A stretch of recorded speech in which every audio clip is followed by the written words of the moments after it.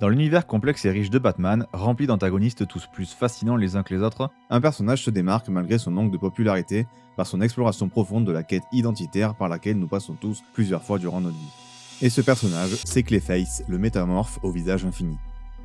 Avec sa quête, il nous entraîne dans un voyage à travers les méandres de son âme tourmentée et des illusions de célébrités d'Hollywood, où beaucoup jouent un rôle jusqu'à en perdre leur propre identité. Clayface incarne parfaitement cette dualité entre l'être et le paraître. Acteur célèbre devenu monstre, il oscille constamment entre son désir de reconnaissance, de gloire personnelle et son besoin compulsif de transformation pour devenir celui qu'il n'a jamais pu être. À travers son histoire, on va explorer comment la quête identitaire d'un métamorphe reflète parfaitement les illusions et les contradictions du monde du cinéma, dans une industrie où la recherche de la perfection peut transformer n'importe qui en monstre.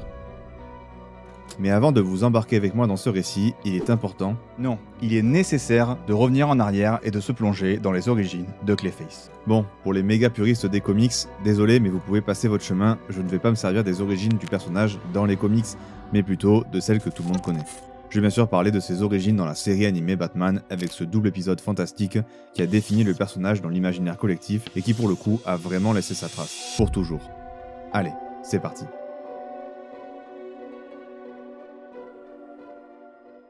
Alors oui, je vais désamorcer tout de suite, mais le Clayface dont je vais parler dans ma vidéo, celui que je vais aborder, c'est bien Basil Karlo. Et non, ce n'est pas le même personnage que le Clayface de la série animée qui lui est Matt Hagen. Mais bon, globalement, encore une fois, les deux personnages sont extrêmement similaires. Mais qu'est-ce que c'est que ces conneries? Il parle de moi là? Et Basil Karlo est clairement devenu le Clayface que tout le monde connaît avec des origines qui ressemblent quand même bien à celles de la série animée, et puis encore une fois, c'est ces origines-là qui restent gravées dans l'imaginaire collectif, et pour moi, c'est ça qui est le plus important dans l'histoire au final. Pour aborder le personnage, et donc ses origines, je vais me servir des 3 épisodes de la série animée Batman, où il est le focus principal. Bas les masques partie 1 et 2 et Bain de boue. Ces 3 épisodes sont d'ailleurs au passage un excellent exemple de ce que la série animée Batman a de meilleur à offrir dans ses meilleurs épisodes. Ceux axés sur un méchant particulier de l'univers de Batman. Et pour une raison très simple, ces épisodes vont tous nous conter les origines du méchant en question et se concentrer sur l'essentiel du personnage. Son objectif est donc ce qu'il veut mettre en place pour l'obtenir. C'est un scénario simple, mais quand il est bien exécuté et qu'on développe bien autour de ça, ça peut rendre chaque méchant de Batman vachement intéressant à suivre parce qu'ils ont tous un aspect qui nous intrigue. Que ce soit pour leur côté dramatique et qui va nous faire avoir une certaine empathie, pour leurs objectifs qui d'une certaine manière a un bon fond, ou tout simplement nous faire nous apercevoir que le personnage est au-delà d'une quelconque rédemption et de nous faire nous apercevoir de toute sa folie. Bref, l'univers de Batman est tellement riche en bons méchants que ces épisodes-là sont très souvent les meilleurs épisodes, et évidemment, les 3 épisodes sur Clayface ne font pas exception, bien au contraire. Ils font partie des meilleurs épisodes de la série animée entière, et permettent surtout de cerner parfaitement le personnage. En plus de ça, le niveau d'écriture est franchement très bon, et rend un personnage comme Clayface, méchant vraiment secondaire de l'univers Batman, super intéressant et nous donne envie d'en savoir plus. Allez, let's go! Ok, je m'en vais donc vous résumer ces 3 épisodes très brièvement. Donc si vous voulez pas vous faire spoiler les épisodes, allez les voir. Bah ouais, logique. Sinon, tant pis pour vous, j'ai vraiment besoin de m'appuyer sur ces épisodes pour continuer l'analyse du personnage derrière. Bon, j'imagine que ceux qui voulaient pas se faire spoiler sont plus là. Allez, c'est parti.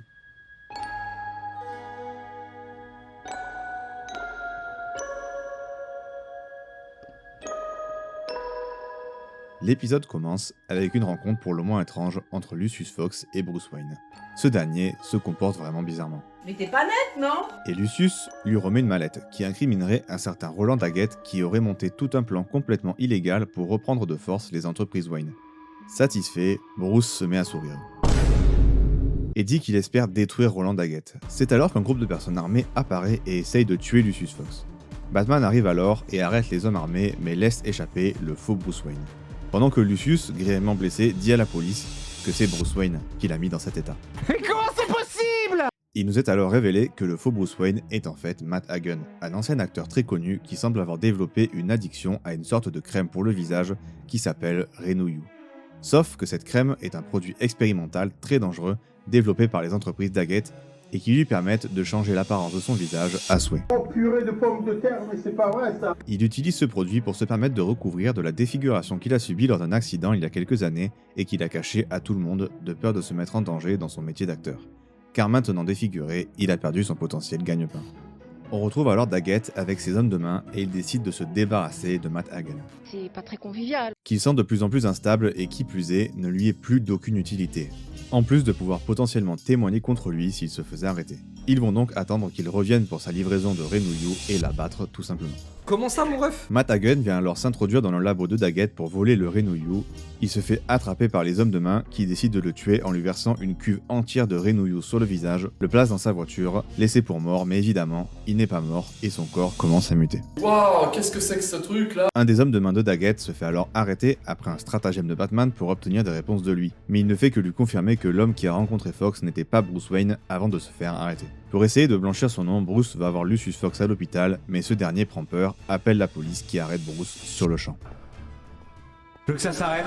L'épisode se termine alors que Teddy Lupus, la doublure au cinéma et meilleur ami de Matt Hagen, trouve Matt dans sa voiture et quand ce dernier se réveille, il se regarde dans le rétroviseur et voit qu'il est transformé en une espèce de golem d'argile et lâche un cri absolument horrifié par ce qu'il voit.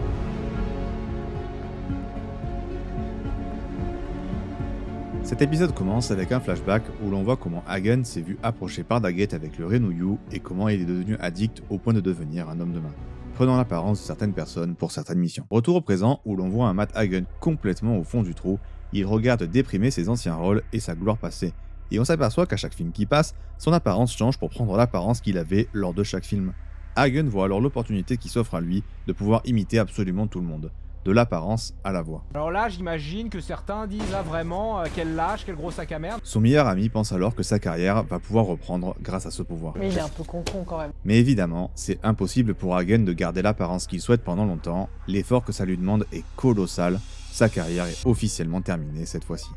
Il élabore alors un plan pour se venger de Daggett en tuant et prenant l'apparence d'un de ses hommes de main pour aller l'assassiner. C'est alors qu'un des hommes de Daggett s'infiltre à l'hôpital pour achever Lucius Fox. Mais Batman l'arrête. On a frôlé la catastrophe. Et le questionne violemment pour obtenir des réponses sur qui est le métamorphe, et il obtient le nom de Hagen. Un policier arrive alors et force Batman à lâcher l'homme de main, puis se révèle comme étant Clayface et enlève l'homme en question. Batman part à sa poursuite et ils finissent par se battre sur un toit. Clayface ne sait pas encore bien se servir de ses pouvoirs, mais Batman est vraiment surpris par de telles facultés et perd le combat. On s'est fait défoncer. Hagen va alors achever l'homme de main, mais son esprit commence à lâcher à cause de la surutilisation de ses pouvoirs. Il fuit alors avant l'arrivée de la police et l'homme de main se retrouve seul face à eux. On retrouve alors Daggett dans un talk show où il vante les mérites de son produit Renouillou. Il le présente comme un produit révolutionnaire et carrément une alternative à la chirurgie esthétique. Quel culot. Évidemment, les rumeurs sur le côté addictif font poser des questions aux gens présents. Une femme d'ailleurs se montre particulièrement virulente envers Daggett et essaye de le pousser à avouer la vérité sur son produit. Évidemment, il s'agit bien sûr de Hagen, qui se révèle en tant que Clayface devant tout le monde pour prouver ses dires et terrifier l'audience. Il essaye de tuer Daggett, mais Batman le sauve et donc les deux hommes commencent à se battre, mais Batman se fait massacrer encore une fois. On s'est fait défoncer. Mais le combat arrive à son terme dans la salle de contrôle. Batman lance alors sur toutes les TV des extraits de films de Hagen qui commence donc à les imiter sous le coup de l'émotion. Et il perd le contrôle de ses pouvoirs complètement. Durant ces différentes transformations, on voit celle de Bruce Wayne. Un groupe de flics arrive alors sur les lieux et sont témoins de cette transformation. Sous l'énervement, Clayface essaye de détruire les différents moniteurs TV et s'électrocute dans la manœuvre. Mais il est un peu con quand même. Et dans un dernier soupir, où il revêt son apparence d'avant l'accident, il dit à Batman qu'il vient d'avoir une mort spectaculaire, mais qu'il ne pourra jamais lire ce que les critiques en ont pensé. C'est les émotions. Bruce Wayne, désormais blanchi, et Daggett sous les verrous, Batman analyse un morceau d'argile qu'il a récupéré et il s'aperçoit que l'électricité n'a aucun effet sur elle. En tout cas, pas un effet mortel. Et donc, il sait désormais qu'il n'est pas mort. Tu crois que j'étais mort, hein, papa? L'épisode se termine avec un Clayface toujours en vie qui s'échappe de la morgue en évitant son meilleur ami en plein deuil.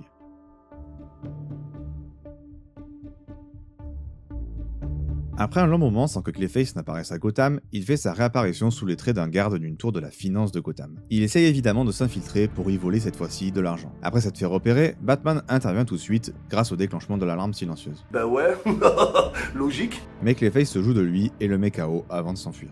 On s'est fait défoncer. La poursuite qui s'ensuit va révéler le point central de l'épisode. Clayface commence à ralentir, mais surtout à se désintégrer petit à petit, jusqu'à ce que sa collègue Stella Bates vienne lui sauver la vie pour l'emmener dans son labo. Elle lance alors une espèce de procédure qui permet à Clayface de stopper sa décomposition. Peu de temps après, Clayface surprend Stella en train de regarder un de ses anciens films. Clayface détruit la télé sous le coup de la colère de voir son ancienne vie parfaite devant ses yeux. Vous me le bannez, lui. Après que Clayface se soit excusé, se présente à eux une potentielle solution pour le problème de Clayface, et même mieux. Il pourrait redonner à Clayface son ancienne apparence humaine, et pour ça, il va prendre tous les risques. Et il enlève la couche de plastique appliquée par la procédure plus tôt, qui lui permettait de conserver sa contenance pour aller s'infiltrer dans les laboratoires des entreprises Wayne. Quoi? Batman de son côté confirme que le problème de Clayface est bien réel et qu'il est littéralement en train de mourir de vieillesse. Je suis vieux. Le braquage se passe alors sans réel accroc jusqu'à l'arrivée de Batman. Il va se mettre à poursuivre Clayface qui va se réfugier dans un train en changeant d'apparence. Sauf qu'il commence de nouveau à se décomposer. Les passagers du train, terrifiés, le traitent de monstre. Batman intervient alors et le combat s'engage. Et malgré que Batman semble avoir trouvé une solution avec une bombe de froid pour combattre Clayface, il parvient quand même à s'échapper avec le MP40 qui pourrait le sauver. Grâce à une enquête menée par Alfred de son côté, Batman trouve le lien entre Stella et Clayface. Ils étaient costards dans un film. Il arrive alors à trouver l'adresse du labo grâce à cette info et s'en va pour arrêter Gueule d'Argile. La procédure du MP40 de son côté semble fonctionner et Clayface a l'air de retrouver son apparence jusqu'à ce que Batman arrive et stoppe la procédure. Quel connard. Il propose alors pour la deuxième fois de l'épisode de soigner autrement Clayface, mais Stella, sous le coup de la rage, se jette sur Batman qui esquive et elle s'écrase au sol. Clayface, dans une colère monstrueuse, Vous m'avez énervé à un point. va alors se jeter sur Batman et le combat va alors se lancer et tourner largement à la faveur du colosse qui massacre Batman. On s'est fait défoncer, mais défoncer. Il va se retrouver à deux doigts de le tuer en l'étouffant. Batman s'en sort in extremis et s'enfuit alors sous la pluie, où Clayface, aveuglé par sa rage, va le poursuivre malgré les hurlements de Stella, qui lui dit qu'il va se décomposer sous la pluie. Mais il continue malgré tout, aveuglé par son besoin de vengeance contre le Chevalier Noir, Ça va pas. qui a gâché ses plans à chaque fois. Acculé contre le rebord du terrain, juste au-dessus de l'eau, Batman est coincé. Clayface se jette sur lui, Je ne vais pas m'arrêter jusqu'à que mort s'en suive. Batman chute mais emmène Clayface avec lui. La situation est vraiment compliquée. Batman essaye de sauver Clayface en le retenant, mais la pluie fait malheureusement son effet et dissout le bras de Clayface qui tombe dans l'eau et meurt au contact de cette dernière, se dissolvant, laissant une Stella en deuil derrière lui. Donc voilà pour le résumé de ces 3 superbes épisodes de la série animée Batman qui forment un arc quasi parfait pour Clayface. De ses origines à sa chute, en l'espace d'une heure d'épisode en temps cumulé, mais avant de rentrer dans l'analyse de pourquoi ces 3 épisodes sont excellents, je vais pas vous laisser là sans vous conseiller d'autres épisodes de la série animée Batman que je trouve particulièrement excellents. Voilà, comme par hasard. Allez, c'est parti.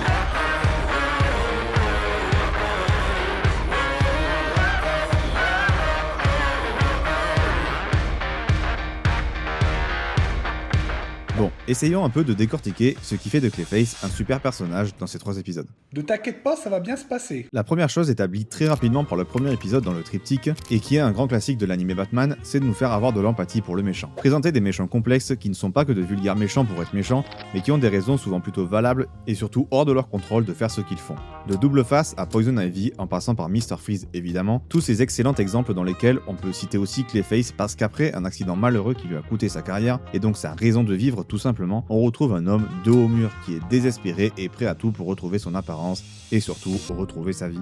C'est ça le facteur important de l'histoire. Il veut retrouver sa vie d'avant. Il veut redevenir Matt Hagen, redevenir le grand acteur, mais c'est impossible. L'industrie cinématographique ne l'engagera plus jamais avec cette apparence, et c'est là que Daggett arrive pour se saisir du désespoir de cet homme au fond du gouffre pour l'enfermer dans un abîme bien pire. Miraculeur de bidet. Le méchant de l'histoire est clair pour moi ici, c'est Daggett et vraiment pas Matt Hagen. Évidemment, comme le résumé vous le laisse sous-entendre, Matt est loin d'être tout blanc dans cette histoire, mais Daggett est bien pire. Les conséquences de ce qu'il a fait sont bien plus graves, et c'est là aussi que l'épisode est intelligent.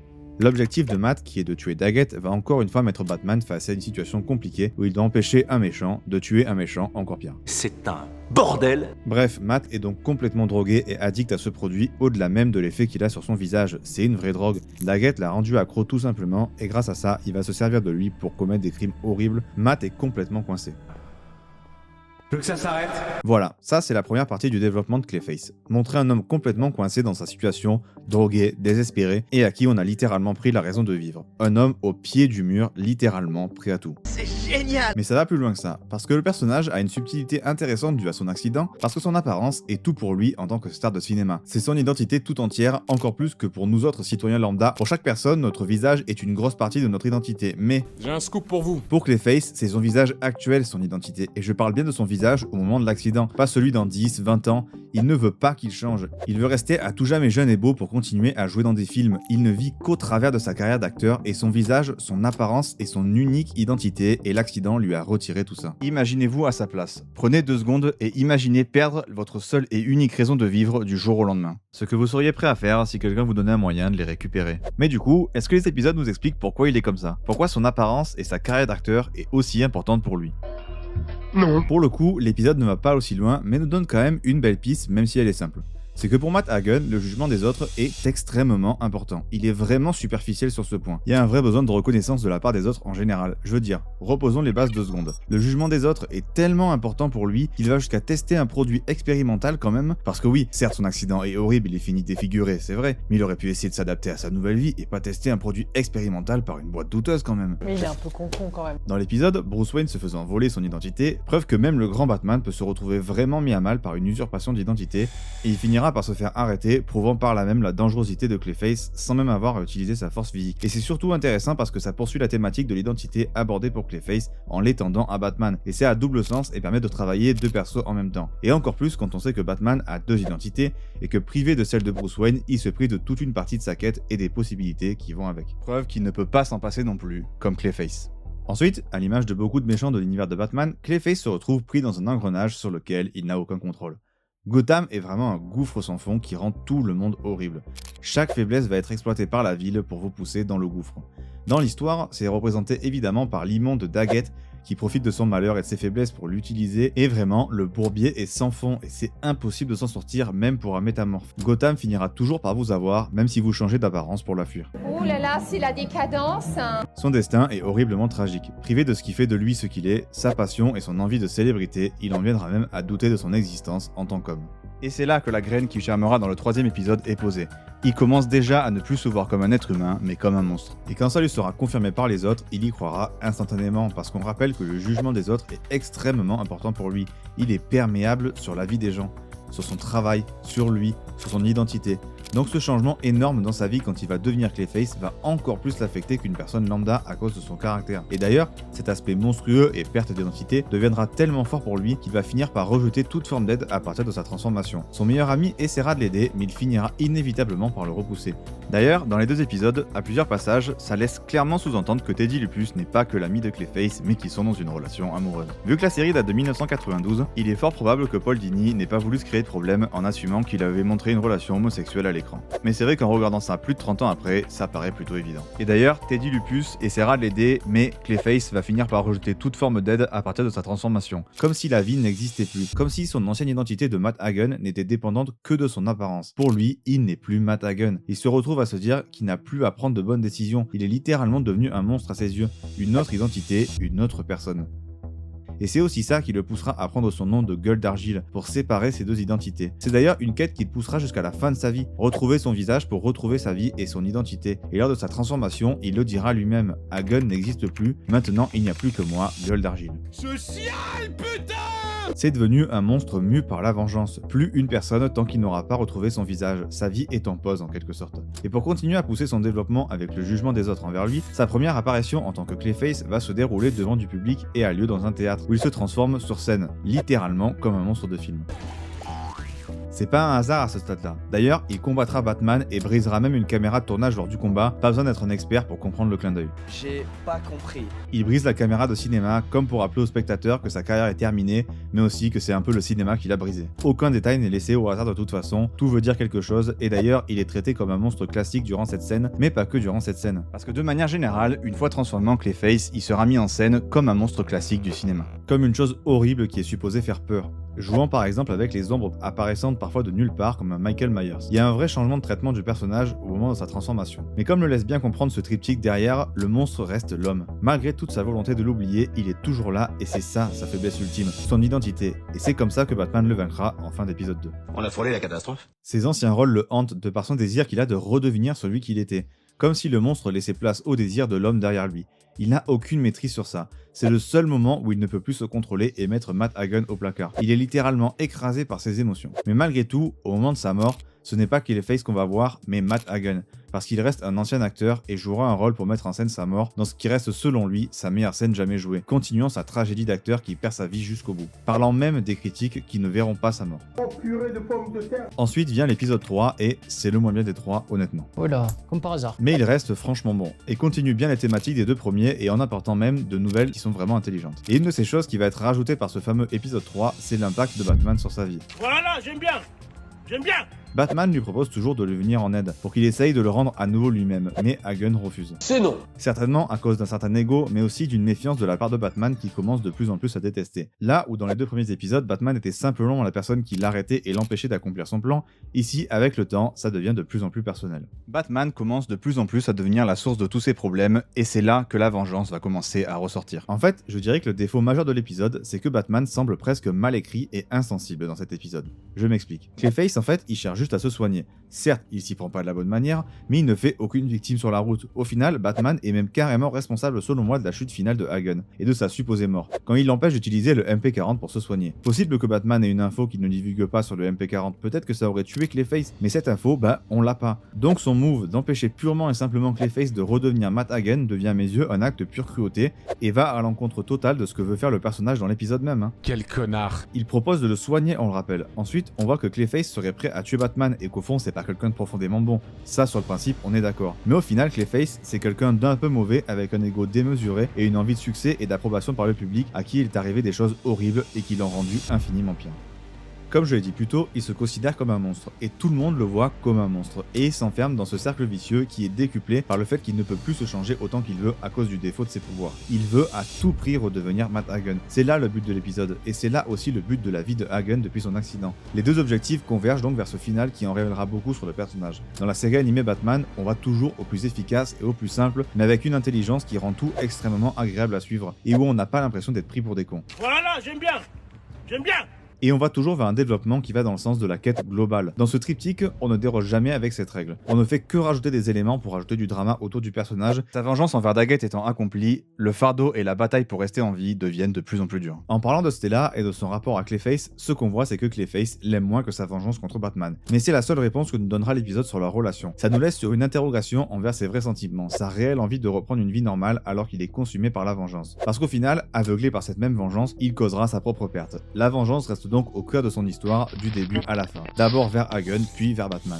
On est donc sur un triptyque quasiment parfait qui représente le personnage de Clayface parfaitement. C'est un personnage complexe pour 2 raisons principales. C'est un antagoniste qui suscite l'empathie, victime d'un accident qui lui a coûté sa carrière et son identité, et bien sûr manipulé par Daggett qui l'a rendu dépendant aux produits Renouillou, le transformant en homme de main, victime d'un destin merdique et surtout victime de Gotham, pris dans un engrenage sans fin.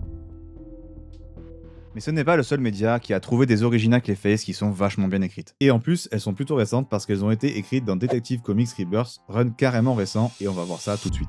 Alors, légère remise en contexte. Le run Detective Comics Rebirth de James Tynion IV, au-delà d'être un vrai bon run, est un run qui va présenter une équipe mise en place par Batman et va avoir comme leader Batwoman. Nice. Elle est remplie de très bons personnages un peu secondaires de l'univers de Batman, et parmi eux, on a Clayface qui va passer au statut de pur héros dans ce run finalement. Excellent développement pour le personnage pour être honnête, parce que comme vu en long, en large et en travers dans la partie précédente, il fait partie des rares méchants de Batman qui peuvent se permettre de changer de camp sans que ce soit vraiment trop choquant. C'est génial. Il est franchement bien exploité par un James Tynion IV en forme qui va développer un peu Basile, mais qui du coup va surtout réécrire son origin story en la modifiant légèrement, mais surtout en faisant ce que la série animée n'avait pas fait par manque de temps notamment, c'est renforcer cette histoire en rajoutant pas mal d'éléments pour encore plus accentuer le développement du personnage. Surtout que c'est très bien fait et en plus il va le faire dans un annual alors qu'on sait que les annuals... Mais de la merde. Alors pareil que pour la partie sur la série animée, je vais spoiler cet annual, donc si vous voulez pas vous faire spoiler, vous savez quoi faire. Allez, c'est parti.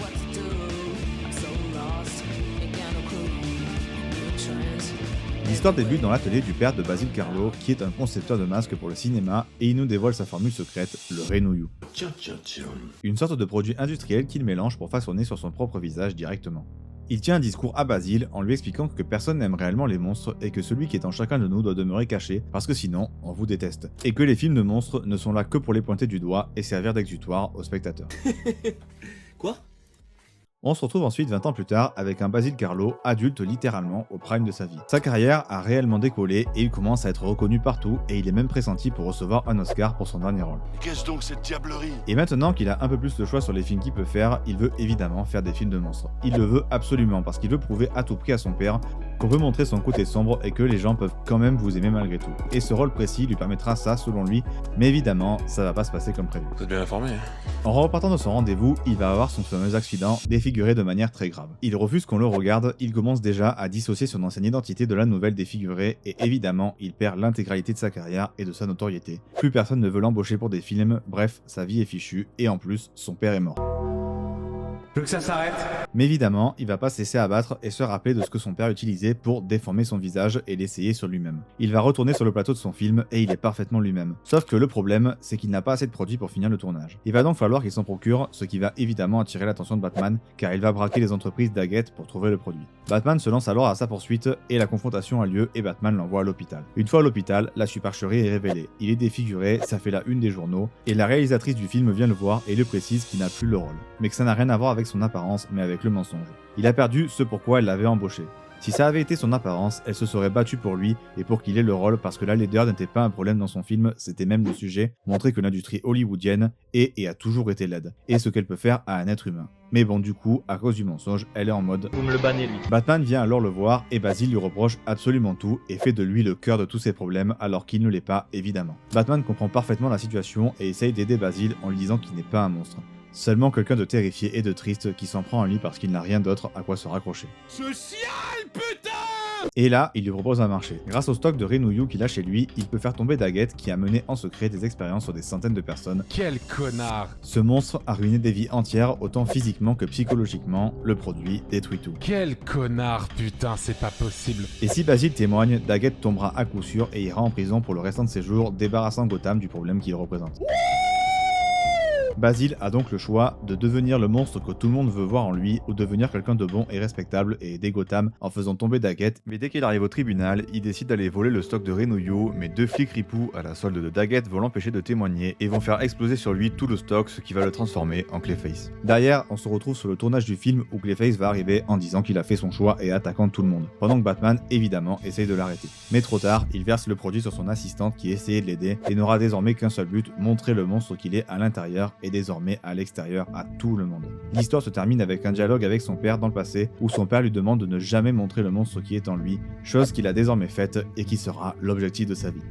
Bon, il y a franchement pas mal de choses à dire sur cette excellente annual. Première chose à dire, c'est sa ressemblance avec celle de l'animé. Au-delà de ça, c'est encore mieux, parce qu'en fait c'est très similaire à celle de l'animé, mais en légèrement différent. Parce qu'il rajoute des éléments vraiment pertinents et intéressants et qui enrichissent vraiment le personnage. Puis au-delà de ça, c'est juste vraiment bien écrit, avec un nombre de pages très réduit. C'est bien beau.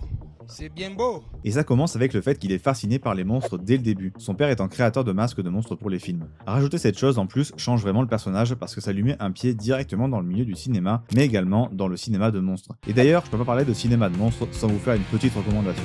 Allez, c'est parti.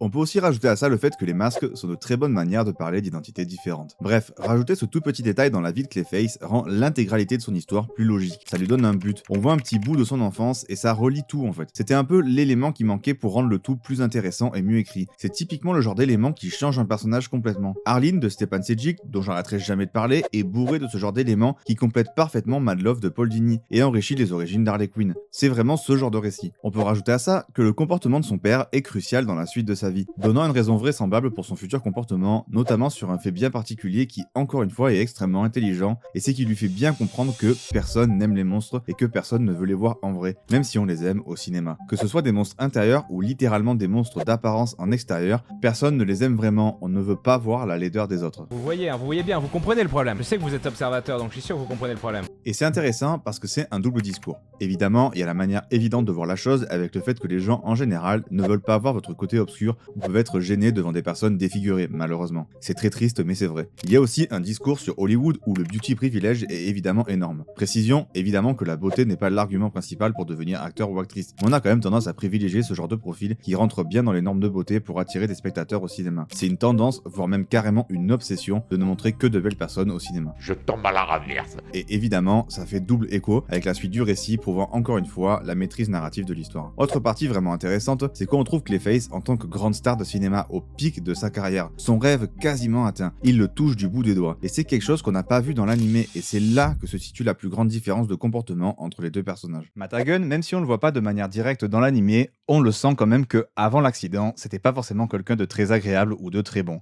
C'est un peu subtil, c'est pas forcément bien dit, mais on peut le comprendre. On peut pas réellement dire que c'était une mauvaise personne, mais on sent quand même qu'il était imbu de lui-même, imbu de sa célébrité, bref, il avait des chevilles énormes. Et vu qu'il a un seul réel ami, on peut clairement supputer qu'il est pas super agréable dans la vraie vie. C'est super. Ce qui est complètement l'opposé de Basil Karlo dans l'annual qui lui semble être une personne droite dans ses bottes avec des convictions vraiment bonnes et qui semble pas se faire ronger par le système hollywoodien. Il a des objectifs clairs, il garde ses contacts qui l'ont aidé à devenir célèbre au lieu de les virer une fois au sommet. Bref, c'est un bon être humain, en tout cas sur ce qu'on voit. C'est génial. Et en fait, ce bon comportement, cette espèce de côté radieux si on peut dire, permet d'aborder la thématique centrale de l'histoire parce qu'elle est axée sur le fait que les personnes ne veulent jamais voir les monstres des autres. On montre que notre meilleure façade au monde et on garde nos propres démons pour nous. Basil veut faire en sorte que ça change, avant évidemment de recevoir ses pouvoirs. Faire changer les mentalités et comprendre qu'on doit essayer de s'accepter comme on est tous, essayer de s'améliorer certes, mais arrêter de se faire passer pour des saints, et il veut se servir du cinéma et de ce fameux film de monstres pour faire passer ce message-là. C'est pas le scandale du siècle. Évidemment, l'accident qui survient à ce moment-là me donne bien plus d'empathie pour lui que pour Hagen dans l'animé, parce que je me suis attaché à ce type qui a l'air très cool sur le papier, et une fois l'accident arrivé, il ne veut évidemment que personne ne le voit. Il se trouve hideux, on lui fait clairement comprendre qu'il va perdre sa carrière, il va donc mentir, utiliser le produit, se faire passer pour un autre, et c'est là que le récit va prendre encore un excellent tournant, c'est que son obsession, qui semble nouvelle pour sa beauté extérieure, qui lui vient possiblement de son père, va clairement lui coûter l'opportunité de sa vie. L'accident, au final, bien qu'horrible et ayant modifié sa vie pour toujours, ne lui aurait pas coûté le rôle qu'il voulait tant, parce que la réalisatrice l'aurait quand même pris dans son film. C'est le mensonge, le paraître et du coup le renouillou qui lui a coûté cette opportunité. Il s'est beaucoup plus amoché tout seul que le monde l'a amoché dans cette version, contrairement à celle de l'animé, c'est donc plus nuancé avec un Clayface qui est un meilleur humain mais qui creuse sa propre tombe. Ensuite, faut aborder la manière dont il obtient ses pouvoirs, parce qu'en fait, elle est pas tout à fait semblable à celle de l'animé, même si elle y ressemble. Parce qu'en fait, cette fois, c'est des flics ripoux qui vont lui verser le renouillou sur le visage. Et ça, bordel, ça fait toute la différence, mais genre vraiment.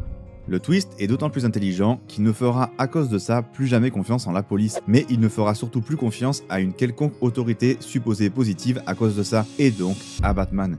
Et ça, ça change leur relation future. Clayface va voir Batman complètement différemment. C'est encore un twist qui est particulièrement intelligent et qui agrémente particulièrement bien le personnage. James Tynion IV est vraiment smart dans son écriture globale de cet annual. Et ça va même jusqu'à aménager son premier crime pour qu'il ait aussi un rapport très direct avec lui. Parce que son premier crime, en tant que super vilain, est de changer quelqu'un de normal en quelqu'un comme lui jetant les produits qui l'ont transformé au visage, transmettant ainsi son expérience horrible qui lui a ruiné la vie à un autre dans l'espoir totalement vain que ça atténuera sa souffrance et son désir de vengeance. Il ne veut que déverser sa haine et sa colère de partout sans réfléchir. Mais au milieu de ce chaos, son premier crime réel, c'est celui-là. Et c'est vraiment plein de sens. Mais si j'avais à retenir qu'une seule chose de cet annual, ça serait cette phrase que va dire Batman à Basil sur son lit d'hôpital. Vous n'êtes pas un monstre, Basil. Vous êtes un homme triste et terrifié par son sort, et vous me criez dessus parce que vous vous sentez piégé et seul.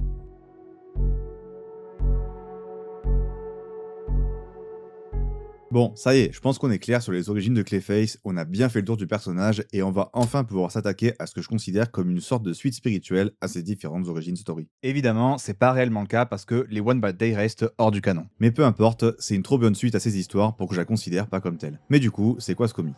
Premièrement, il est écrit par Colin Kelly et Jackson Lanzing, qui se sont déjà illustrés auparavant avec notamment l'immense Kang le Conquérant, la conquête ultime, dont j'adorerais parler sur la chaîne un jour, mais ça arrivera pas de sitôt, donc en attendant, juste lisez-le, c'est vraiment incroyable. Ils ont aussi franchement fait un bon run sur Captain America, et ils sont en train d'écrire un run sur les Gardiens de la Galaxie, qui a plutôt bonne presse, même si moi, j'ai rapidement lâché. Donc, globalement, on a un très bon duo de scénaristes qui sont souvent bien inspirés, et j'ai l'impression qu'entre ce récit sur Kang et ce Clayface, ils ont l'air encore plus inspirés quand ils peuvent travailler sur un vilain intéressant en one shot. Et ensuite, au dessin, on a Xermanico, qui est franchement un excellent dessinateur. C'est bien beau.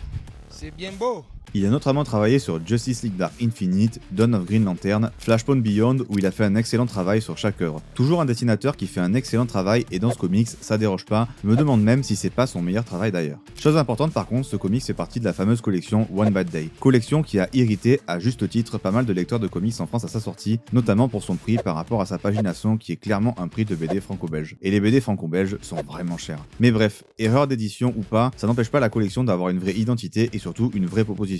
Et le concept est simple. Chaque comics est un one-shot sur un méchant plus ou moins connu ou plus ou moins apprécié de l'univers de Batman. Et le tout avec une équipe créative vraiment bonne tant au niveau des dessins que du scénario. Et cette collection a un principe de départ simple, c'est de se baser sur la fameuse phrase du Joker qui le définit dans Killing Joke, il suffit d'une mauvaise journée, qui laisse sous-entendre qu'on est tous à une journée horrible de devenir des super vilains. Et même si pas tous les récits respectent cet état de fait, Ouais, mais c'est pas toi qui décide. L'idée est là et franchement, il y a des vraies pépites dans cette collection, notamment le récit sur Ra's al Ghul qui est exceptionnel et que j'aborderai à coup sûr sur la chaîne un jour. Pareil pour celui de Bane que j'aime énormément et dont je parlerai forcément le jour où j'aborderai Bane au sens large parce que c'est mon méchant préféré de l'univers Batman, donc c'est clair que je ferai pas l'impasse dessus. Celui sur le Sphinx aussi est très bon et c'est par la même équipe créative qui a pondu le chef-d'œuvre Mr. Miracle. Bref, une très bonne collection qui, malgré son prix, propose dans l'ensemble des bons récits et des excellents récits.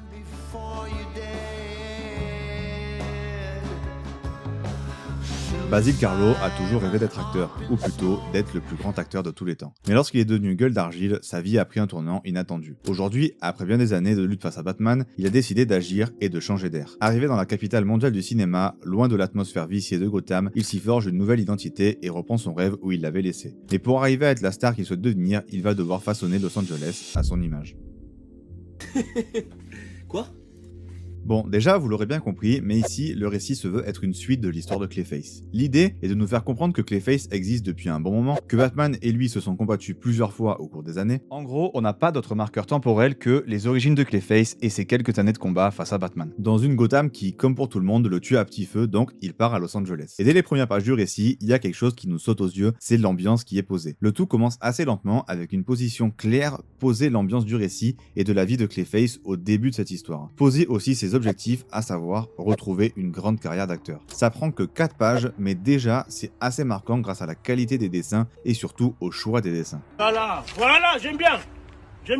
Ce qui est montré est particulièrement pertinent et on va voir que des fragments de Clayface qui essaient de se recomposer. Il y a vraiment un traitement du personnage comme un monstre dans un film d'horreur, où on va d'abord voir une ombre, puis une patte, puis rapidement un bout de la tête, avant d'avoir une révélation complète. Le personnage ayant toujours été traité comme un monstre classique du cinéma, c'est le cas ici et c'est très intelligent encore une fois. Encore plus parce que cette suite du récit, en fait, c'est un peu un slasher. Ça reprend énormément en tout cas de codes du genre. On n'est pas sur un 100% slasher, mais il y a une vibe avec la POV du monstre cette fois-ci qui est particulièrement pertinent pour Clayface justement. Chose intéressante pour son nouveau départ à Los Angeles et sans doute pour éviter de se faire remarquer, Basil décide de changer de nom et de s'appeler Clay. Comme par hasard, hein. Évidemment, le nom est pas méga subtil, mais je préfère avoir le bon soupçon et penser que c'est voulu de la part des scénaristes pour montrer que Basil et Clayface, qui au départ sont deux identités différentes du personnage, se sont fusionnés de plus en plus au fur et à mesure des années, que Basil s'est résolu petit à petit à ce qu'il était et donc va utiliser son nom de super vilain comme son prénom. Si c'est ça, je trouve ça particulièrement pertinent. Derrière, le récit va enchaîner et va nous dévoiler ses personnages et son univers, tous liés autour du cinéma. On est dans un milieu où beaucoup d'acteurs en devenir font des jobs dans le milieu du cinéma pour vivre. Et là, encore une chose nous saute aux yeux, c'est les dialogues. Colin Kelly et Jackson Lansing ont une tendance à mettre beaucoup de textes, beaucoup de dialogues dans leur histoire. Enfin, juste regardez ça.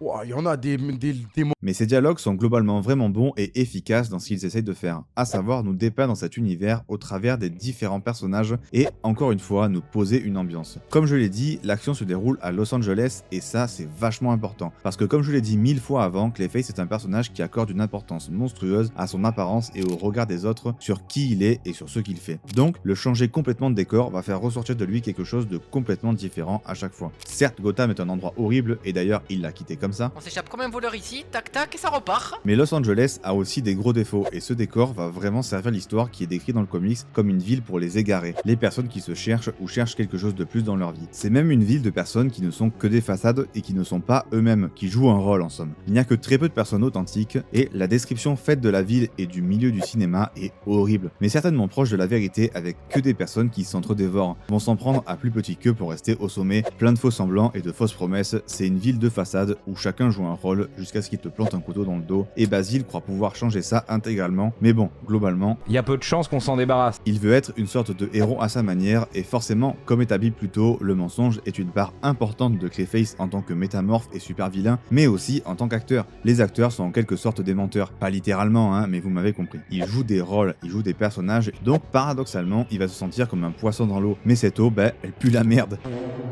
C'est comme si vous étiez un alcoolique dans un super bar, il va se sentir méga à l'aise, il est dans son milieu, mais c'est pas pour autant que cet endroit va pas le ronger et le tuer à petit feu. Et même si Gotham a fait de lui un super vilain, sa quête de nouvelle identité et de renouveau prend place dans une ville très compliquée. C'est un Bordel! L'identification est le thème central du récit. Pour Clayface, évidemment, mais ce thème est aussi utilisé pour parler du cinéma en général et du besoin d'identification du public aux personnages devant leur écran. Il y a une sorte de double jeu ultra intéressant et ça se voit particulièrement dans le rôle qu'obtient Clayface. Il cherche à jouer ce rôle de manière réaliste, soit très dramatique. On parle quand même du Joker pré-transformation dans Killing Joke. Le Boog a une vie horrible. Donc Clayface est vraiment dans le vrai et il est très juste dans son jeu. Mais le studio et donc le réal qui est à sa botte ne veulent pas de ça. Ils ne veulent pas d'un personnage qui réagit réalistiquement à une situation horrible. Ils veulent du drama, certes, mais ils ne veulent surtout pas choquer le public. Ils ne veulent surtout pas faire remonter de mauvais souvenirs au public qui pourraient s'identifier à ce personnage ayant touché le fond. Non, surtout ne pas faire vivre des émotions négatives au public, on sait jamais, vous pourriez faire un grand film. Pourquoi faire? Non, ici le réal veut que Clayface joue le personnage de manière un peu plus goofy.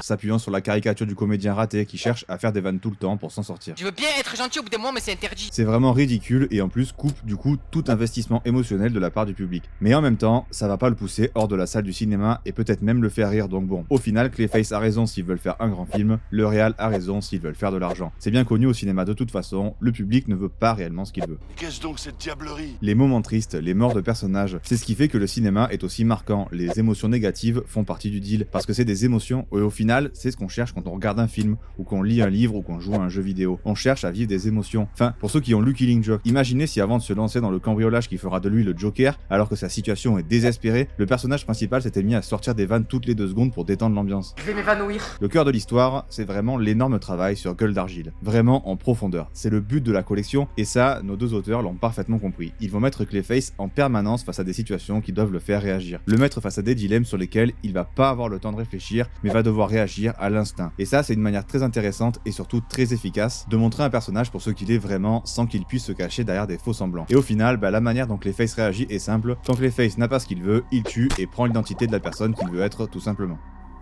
Bizarre. Au fur et à mesure du récit, on sent de plus en plus que Basil est vraiment un homme à bout. Il n'en peut plus de sa vie, il veut absolument obtenir ce qu'il veut, il le veut tout de suite, il en a marre d'attendre. Il n'a pas le temps de faire des plans alambiqués, travailler sur des mois et méticuleux, non, il va au plus direct possible et c'est tout. D'ailleurs, c'est assez drôle de se demander s'il agit comme ça parce que les scénaristes ont voulu ça, ou s'il agit comme ça parce que le comics fait 60 pages et qu'au bout d'un moment, il n'y a pas le temps de mettre en place une intrigue en mode Watchmen, c'est pas possible quoi. Ouais, c'est pas faux. Mais quoi qu'il en soit, ce qui se dégage au fur et à mesure, c'est que Basil, il veut tellement une nouvelle vie qu'il est prêt à tout pour laisser l'ancienne derrière lui, mais vraiment à tout. Là où le personnage de la série animée était plus excusable dans ses actes, comme celui de l'annual d'ailleurs, là on sent une véritable évolution dans le mauvais sens au cours des années qui l'ont rendu plus mauvais tout simplement. Il a beaucoup moins d'empathie en général et va encore plus forcer sur les faux semblants et l'image qu'il veut laisser. En fait, le comportement de Clayface, plein de mensonges dû à sa particularité physique, est un parfait miroir des mensonges et des faux semblants d'Hollywood.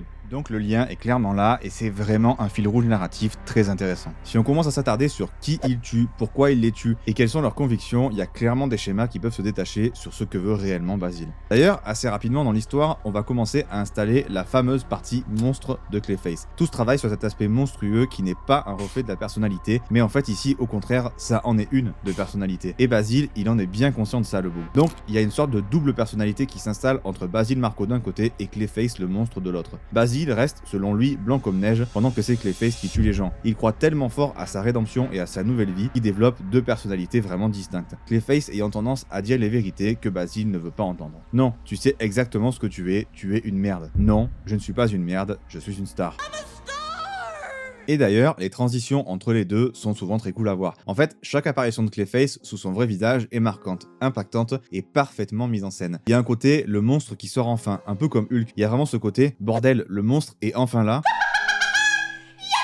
Il va se passer quoi maintenant? Et ça se joue sur la tension créée par le fait que Basil cherche à se cacher le plus possible pour se créer sa nouvelle vie. Il ment à tout le monde sur qui il est, donc à chaque sortie du monstre, il peut se faire cramer. La tension monte donc en même temps que Clayface apparaît. C'est simple comme formule, mais ça marche particulièrement bien. Donc on se retrouve avec une histoire où Clayface joue tout le temps la comédie. Comme si son pouvoir lui permettait de jouer une espèce de RP permanent avec une tension totale permanente, parce qu'on sait pas s'il va pas à tout moment se retransformer. Mais au final, il est un acteur parfait que personne ne remarquera jamais, et ça c'est quand même bien cool dans l'écriture du personnage global. C'est pile dans le côté dramatique qu'on cherche à avoir avec le personnage, tout en gardant un côté un peu nuancé de l'homme qui cherche l'amour des autres à tout prix, mais qui ne peut pas l'obtenir parce qu'il fait des actions absolument horribles, coincé dans ses propres pulsions et son manque énorme d'empathie. Et pour terminer cette partie, je conclurai en disant que finalement le personnage et sa quête d'identité et de nouvelle vie est évidemment voué à l'échec dès le départ. Son envie de littéralement tuer et prendre la place de tous les obstacles qui se présentent devant lui ne pouvait mener à rien. Et donc on se retrouve avec un personnage qui essaye de noyer Basil Karlo sous un paquet monstrueux de personnalités dont il va prendre la place. Il veut changer Hollywood, il va chercher à le faire en prenant plusieurs personnalités à la fois comme un immense rôle. Chose intéressante parce qu'il cherche à faire le bien dans son esprit et sur le principe de base, il y a un fond de quelque chose de potentiellement utile caché derrière toute la merde et les meurtres horribles,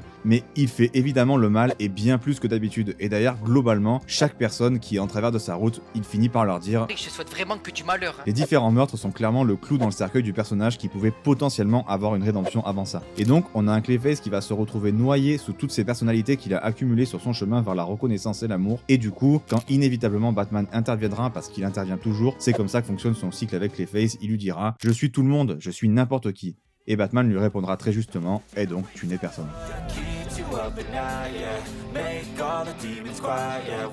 Pendant une grosse partie de l'histoire, en fait, Clayface croit toujours pouvoir être acteur. Il est serveur, mais dans un endroit rempli de personnes du milieu, et va donc répéter son script entre deux commandes. Il y a un côté vraiment sympa, et ça donne presque l'impression que c'est pas un super vilain. On est à deux doigts de croire au fait qu'il peut réellement changer et devenir quelqu'un de vraiment bon. En plus de ça, il trouve pour la première fois des amis sur lesquels il a réellement envie de compter et qui comptent à ses yeux. En fait, il goûte enfin un peu au bonheur. Il croit pouvoir conjuguer ses amis et peut-être même amour avec son envie d'aller au bout de son art, d'être immortel et d'être célèbre. Vous voyez bien, vous comprenez le problème. Je sais que vous êtes observateur, donc je suis sûr que vous comprenez le problème. Mais évidemment, c'est plus compliqué que ça, et c'est pas franchement compatible, surtout pour un homme comme Clayface qui a autant de problèmes psychologiques, au-delà même de ces problèmes que lui engendrent ses pouvoirs. D'ailleurs j'y pense, mais Clayface me fait vraiment pas mal penser aux X-Men de Morrison pour ceux qui ont lu le run. Ce côté des mutants avec des pouvoirs qui les handicapent complètement dans la vie de tous les jours, les ostracisent et les placent à part dans la société. Franchement Clayface ferait pas tâche dans ce groupe-là. Encore plus grâce au fait que, dans la façon d'être raconté du comics, on a de temps en temps des bouts de script, comme un script de film du coup, c'est plutôt imaginatif, c'est une petite touche sympa qui par moment a une grosse importance dans le récit et permet d'avoir plus de détails, notamment sur le ressenti de Clayface qui est clairement la partie la plus importante de l'histoire. D'ailleurs, l'histoire débute avec une de ces fameuses pages de script de cinéma nous décrivant la scène qu'on s'apprête à voir, permettant de nous donner des infos claires comme pourrait le faire un livre par exemple. Ça permet d'être à la fois sûr que son message passe sur la pauvreté du personnage et son état mental au début du récit, et en plus d'utiliser un élément intrinsèque au métier du personnage principal. C'est vraiment smart et c'est comme ça tout le long du comics. Et c'est bête mais ça permet de ne jamais rater le message du comics, ce qu'il veut nous transmettre.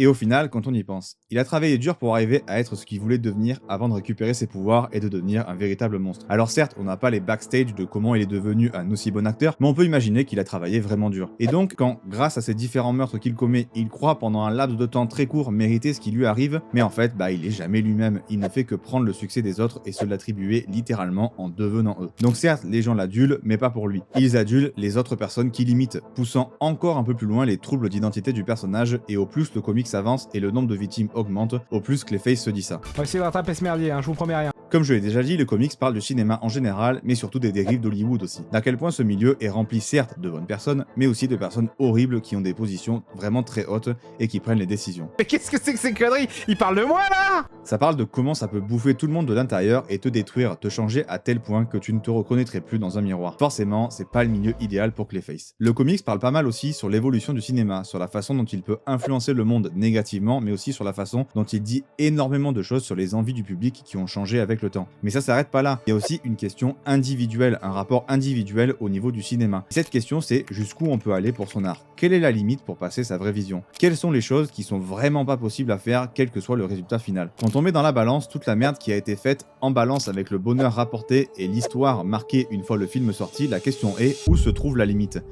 C'est à nous de voir ce qui nous pose problème. Évidemment, il y a des choses horribles qui peuvent arriver, et là, il n'y a pas de débat, et c'est un vrai problème, par contre, les abus à ce niveau-là, et qu'il faudrait régler, évidemment. Mais là, je parle des choses plus subtiles, où la question peut se poser. Il y a beaucoup d'infos là. Pour en revenir au film tourné dans le comics, si vous suivez toujours, ce film, c'est vraiment un paradoxe vivant. On cherche littéralement à faire un film à mi-chemin entre l'origin story du Joker dans Killing Joke et Joker de Todd Phillips. Mais le réal veut que les personnes puissent s'identifier au personnage. Quoi? comme si on pouvait s'identifier à un tueur en série qui veut juste voir le monde brûler et littéralement tuer tout le monde. Sous prétexte qu'il a souffert, on n'est clairement pas sur de l'identification, à la limite sur un début de bout d'empathie si vous voulez. Le discours du réal est donc un complet contre-emploi de l'objectif du film, mais ça, il le voit même pas comme beaucoup de réals à la botte des studios de prod qui eux-mêmes comprennent pas le message de leur propre film. Mais il est un peu con quand même. Au final, on en revient toujours au même. Pour ces gens, le but c'est de faire de l'argent. Peu importe que le message du film n'ait aucun sens, peu importe que ce qu'ils cherchent à accomplir, le but c'est d'être rentable, point. Et le fond du problème reste là. C'est super. Et ça, dans un média qui influence la société, et bien quand on se retrouve à faire juste ce qui marche et pas chercher à faire passer un message, pas essayer de faire réfléchir les gens et faire avancer la société dans le bon sens, bah c'est un vrai problème. Le but a toujours été de faire de l'argent, mais bon, on va pas rentrer dans ce débat. Mais pour en revenir à Clayface et son rapport à l'art, les actions de Clayface sont immédiatement identifiables comme étant horribles dans le comics. C'est clair, net, précis, on laisse aucun doute là-dessus. C'est une horrible personne qui pense que son art prévaut sur la vie humaine. Quel connard. Il veut atteindre une certaine immortalité en faisant le film qu'il considère comme parfait, où il jouerait un rôle qui pourrait jouer à la perfection et qui selon lui passerait le bon message. C'est littéralement la caricature de ce que je disais au-dessus. Lui est carrément prêt à tuer pour son art, là frérot faut doser et aller se faire foutre en prison quand même. Et justement, en parlant de prison, parlons de Batman et parlons un peu de son rôle dans la vie de Clayface en général parce que c'est intéressant. Oh purée de pommes de terre. Quasiment toute sa vie, Batman a essayé d'aider Clayface. Plus ou moins selon les histoires et les versions du personnage dirons-nous, mais globalement le message est quand même régulièrement là. À part la situation impossible où Clayface va trop loin comme genre dans Batman Silence, en général Batman va essayer de l'aider. Et ce run Detective Comics est un excellent exemple de ça. Je veux dire, il va pas chercher Double Face ou Mr. Freeze ou tout autre méchant pour son équipe, il va chercher Clayface, parce qu'il fait assez confiance en l'homme pour devenir quelqu'un de bon. Il croit en sa rédemption et va tout faire pour l'accompagner dans celle-ci. Il veut à tout prix l'aider à guérir, à redevenir l'homme qu'il était avant. J'y vois d'ailleurs quelque chose de profondément important dans la quête de Batman, la rédemption de tous ces méchants est la seule porte de sortie à son histoire, non? Je veux dire, qu'il les tue pas, mais les envoie à Arkham, si derrière ils sortent pareil que ce qu'ils sont rentrés, où est l'intérêt à long terme en fait? Oui, à court terme tu les empêches de faire des crimes, mais inévitablement, tu accomplis rien sur le long terme. Donc je pense que Batman voit l'exemple idéal avec Clayface de la possible rédemption de tous ces méchants. Chose qu'il voit beaucoup avec Double Face aussi par exemple. Clayface a un vrai potentiel de rédemption et Batman va tout faire pour ça. Mais du coup, il y a l'autre côté de la médaille où Clayface le voit quand même comme un vrai problème. Comme tous les méchants de Batman, dès que Batman les empêche de faire ce qu'ils veulent, ils deviennent des super vilains et font souvent bien pire derrière par pure envie de vengeance. Difficile d'estimer si oui ou non ils feront bien pire derrière, mais bon, imaginons. Clayface tue Daggett dans la série animée. Est-ce qu'il se serait pas arrêté juste derrière? Sur le papier, on pourrait dire que non. Mais on peut pas en être sûr. Et c'est sur ce doute que se joue le personnage de Batman aussi. Évidemment qu'il faut être de son côté, évidemment qu'il faut à tout prix empêcher ce genre de choses et à chaque fois. Mais la question est intéressante à se poser, sans pour autant la mettre en place évidemment. Et c'est aussi ce qui rend la relation entre Batman et Clayface intéressante. Mais cette relation est aussi intéressante sur un point bien précis, c'est que Batman lui a toujours fait peur d'une certaine manière. Genre réellement, il a peur de Batman. Je tombe à la renverse. Notamment du fait que selon Clayface, il finira évitablement par le battre et l'emprisonner, le réduisant au silence et à l'oubli, et il est terrifié de ça, de tomber dans l'oubli pour toujours et que tout le monde l'oublie, tout simplement. Bon, et les dessins alors? On a donc Xermanico qui est donc chargé de mettre tout ça en scène et très franchement, il fait un très gros taf parce que visuellement le comics est vraiment excellent. C'est bien beau. C'est bien beau. Globalement, si je devais décrire le travail de Xermanico de manière générale, je dirais que c'est un caméléon. J'ai l'impression qu'on pourrait le mettre sur à peu près n'importe quoi comme style de comics qu'il ferait toujours du très bon taf. Et ce côté versatile et passe-partout lui permet de faire de l'horreur qui peut aussi ne pas en être. Quoi? Je m'explique. Souvent, dans des comics d'horreur, on choisit le dessinateur principal en fonction de ce que son style va rendre sur les passages horrifiques, parce que c'est eux les plus importants de l'histoire forcément. Bah ouais, logique. Par exemple, Ben Temple Smith sur 30 jours de nuit, le type a pas été choisi pour faire des scènes de dialogue, hein. Non, on l'a choisi pour l'ambiance super horrifique qu'il arrive à mettre en place et à rendre les vampires méga effrayants. Et bien, Xermanico arrive à combiner les deux. Alors certes, ces scènes horrifiques sont pas aussi marquantes que celles de Ben Temple Smith, mais elles restent quand même vraiment très bonnes parce qu'intelligentes dans leur mise en case, et à côté de ça, toutes les parties non horrifiques du récit, qui sont quand même une énorme partie du comics au final, eh bien il les dessine parfaitement parce que son style est très passe-partout et donc fonctionne sur énormément de choses. Donc de manière générale, le comics alterne les genres et les dessins suivent absolument parfaitement et ça c'est quand même sacrément cool. Mais là où je trouve qu'il excelle, c'est dans les transformations de Clayface. En gros, à chaque fois que le monstre sort pour faire une apparition, étant donné les pouvoirs de Clayface, les possibilités sont vraiment énormes à ce niveau-là pour laisser libre cours à son imagination et faire des transformations de dingus. Et Xermanico l'utilise parfaitement, donnant un aspect terrifiant à chaque chaque sortie de Clayface sans pour autant en faire trop et rendre le tout moins crédible. L'équilibre est très bon et rend chaque passage où Clayface apparaît très marquant. Et montre l'aspect horrifique du personnage dans toute sa gloire, notamment ses mouvements. La manière qu'a Clayface de bouger fait qu'il semble si rapide et si dangereux, on le croirait à la limite de l'inarrêtable. La combinaison de ses pouvoirs et de cette rapidité visuelle donnée par les dessins participe aussi à l'ambiance qu'a le récit et surtout à la tension qu'il installe. Je vais m'évanouir. Et du coup, ça rend chaque scène de meurtre vraiment excellente, et forcément, quand tu rends chaque scène de meurtre marquante dans un récit qui est basé là-dessus, bah tu le renforces vraiment. Enfin, pour ceux qui l'ont lu, imaginez qu'un long Halloween ait pas eu des scènes de meurtre aussi marquantes. Le comics aurait-il eu le même impact ? Non. Bah là, c'est pareil, dans une moindre mesure, soyons sérieux, on parle d'un long Halloween, mais franchement, la partie graphique est très bonne, en fait, elle est très propre, accompagne parfaitement l'histoire, c'est vraiment de l'excellent taf. J'aime notamment beaucoup la partie couleur de Romulo Ferraro Jr., qui s'est donné un côté chatoyant et lumineux presque irréel à certains passages. Certainement pour souligner qu'on découvre ce nouveau monde au travers des yeux de Clayface, et ça tranche fortement avec la dureté et l'horreur globale de l'histoire, et je trouve que le mélange fonctionne parfaitement bien. Notamment parce que les passages horrifiques tranchent instantanément avec l'ambiance au niveau des couleurs, et donc le choc est d'autant plus grand. En plus de ça, le comics représentant une descente aux enfers pour Clayface, l'ambiance visuelle et notamment au niveau des couleurs devait suivre, et c'est le cas. Presque tout le comics se passe de jour et il va se terminer de nuit. C'est clairement volontaire pour accentuer la chute du personnage et ça marche bien parce que ça rend la scène finale d'autant plus remarquable parmi toutes les autres scènes. Je trouve aussi le travail sur les pleines pages et les doubles pages vraiment excellent. Au-delà du fait qu'elles sont super belles, bah elles sont surtout dans un nombre limité, ce qui fait qu'on les retient plus facilement et surtout elles sont mises dans des moments marquants pour le personnage en fait. Le début du comics, la fin, son arrivée sur le set de tournage. Bref, c'est malin et ça rend donc chaque étape du personnage marquante. Et pour finir, je trouve que Xermanico excelle dans la manière qu'il a de dépeindre la mélancolie de Clayface. Cet aspect triste du personnage quand il est sous sa forme monstrueuse est méga importante. Et les émotions qu'il ressent doivent être claires pour le lecteur. Et ici, elles le sont parfaitement. En bref, un excellent travail visuel global. Et voilà, ça sera tout pour cette vidéo sur Clayface. Avec cette vidéo, j'espère que j'aurai su vous prouver que Clayface est vraiment un personnage fascinant. Et un incroyable méchant de la galerie de vilains de Batman et qu'il mérite plus d'attention. C'est un personnage qui incarne parfaitement la complexité de la question de l'identité au sens large en la mélangeant avec d'autres thématiques comme les dangers de l'obsession artistique et de la quête de perfection. Au travers de ces différentes histoires dont j'ai parlé, comics ou animés, le personnage a aussi exploré des thèmes universels comme la quête de reconnaissance et la rédemption. Le comics réussit vraiment son taf à être une suite aux origines de Clayface grâce à une écriture vraiment solide et des dessins vraiment bons de Xermanico globalement. On aura aussi exploré la relation complexe mais vraiment intéressante qui lie Batman et Clayface et qui ajoute une dimension supplémentaire à leur histoire, montrant que pour certains méchants de l'univers Batman, il y a toujours une espèce de possibilité de rédemption. Cette dualité entre monstres et humains d'un côté, art et destruction de l'autre, font vraiment de Clayface un des personnages les plus nuancés de l'univers de Batman. Le comics parvient à être à la fois une réflexion sur le cinéma et son industrie, mais aussi une histoire d'horreur psychologique vraiment efficace, mélangeant du coup avec brio l'horreur et la mélancolie du personnage qui est vraiment importante. C'est un excellent exemple de la façon dont les comics peuvent aborder des thèmes profonds sans pour autant faire 400 pages. On peut être efficace rapidement, surtout sur des personnages qui ont déjà une base très intéressante et connue, comme celle de la série animée Batman pour Clayface.